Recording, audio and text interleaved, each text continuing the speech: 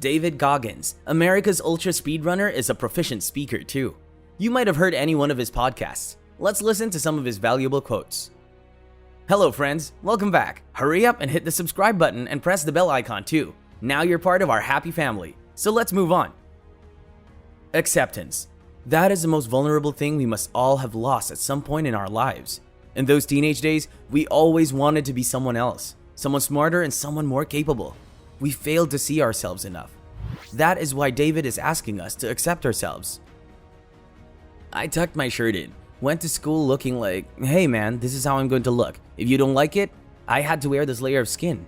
I had to develop a callous skin to take whatever you call me. You'll call me whatever I'm going to be, I want a geek. But whoever I am, you're going to see me.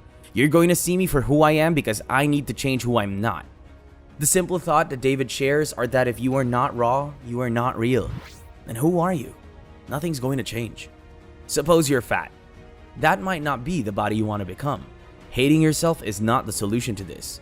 At first, you have to accept yourself. Then, take each step of transformation. The result will make you super proud of yourself. Look at yourself. How you address it is you facing it. And you face it every day. You face it every day of your life where you say, okay, like, if you're fat and lose weight, it's patience. It is patience in this fact of accepting who you are right now. I am fat. I do not like myself except if I lose 3 or 4 pounds. That is a huge accomplishment. You have to live in your world. You cannot judge yourself. That's why social media, all these things are horrible. See, we can see what he is trying to say, whether virtual or real. The world around us is trying hard to make us feel bad about ourselves. But it is we who need to accept our flaws. And the best thing is to put effort into changing it. Most of us have this tendency to compare ourselves to others. You might say that this is your way of self-improvement. Aren't you judging yourselves throughout this process? This is what David is also asking. This is a race that you run completely alone. Life is not meant to be a competition. Here you are the only participant. You are competing with yourself. This race is all about you.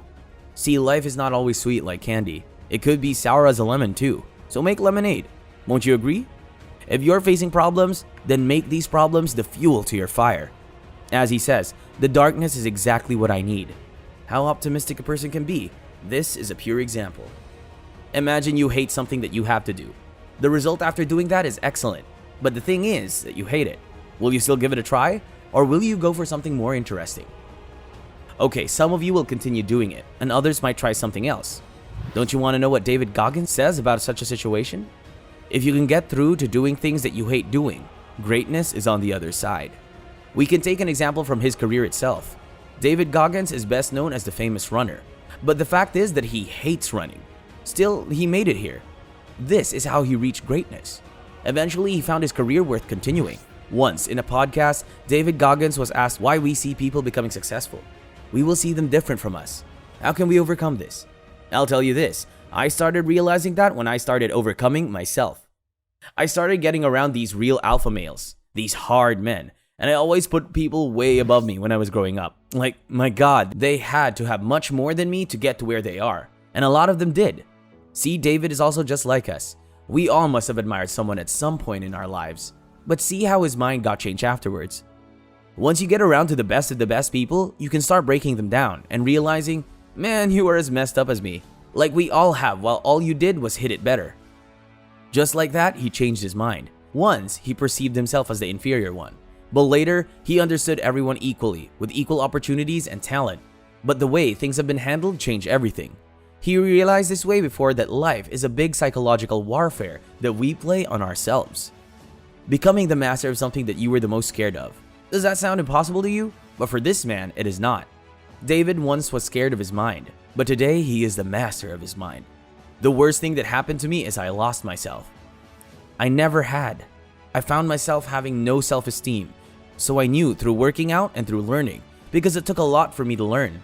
Also, I started finding self-esteem. Once I found that, that's when the door started opening up. I stopped caring about people, that what they thought being judged. He wanted to become tough. For that, he woke up at the earliest and started working out. This way, he changed his mind. Working out can be considered a struggle. The biggest skill in the world to master is the internal part of a person's life. And that's your life. It's your life, master. It becomes eternal. That's it. It's everything. It's not about running, swimming, to sit-ups. It's about what those things do for your mentality. David Goggins is reminding us that in life, the internal is important. One way or the other, it is true. It is all about how our mind takes things.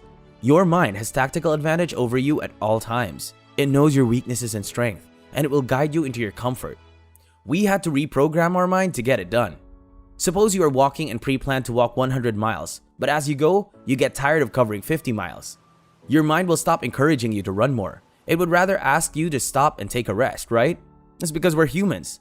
Likewise, David is talking about failures. Mostly when we fail, we start to blame. It is unlikely that we will recognize our efforts to reach there. Self-talk is crucial, and what to self-talk is even more crucial. Let us see what David Goggins included in his self-talk. So my self-talk is this okay? I'm going to get out of here, man. I'm done. Then I remembered this. You ran 2,000 miles training to be in this moment.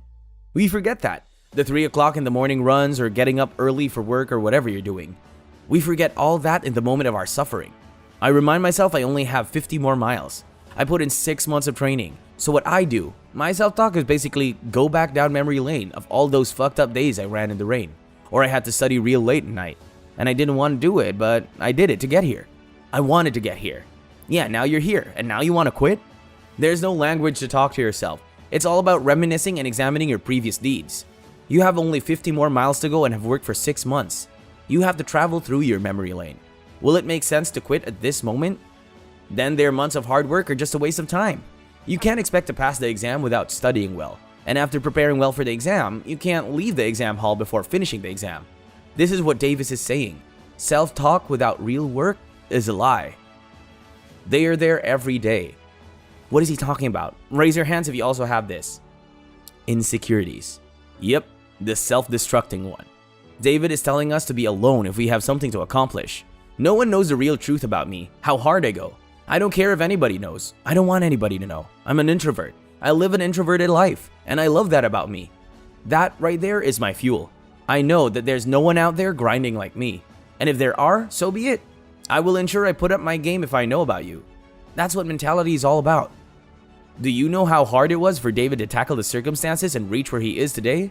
You'd have to go through his life story, which is motivational. Did you find this video helpful? Then hit the like button. What are your thoughts about today's video? We would like to see that in the comment box below. More videos are on the way. Stay tuned. Bye.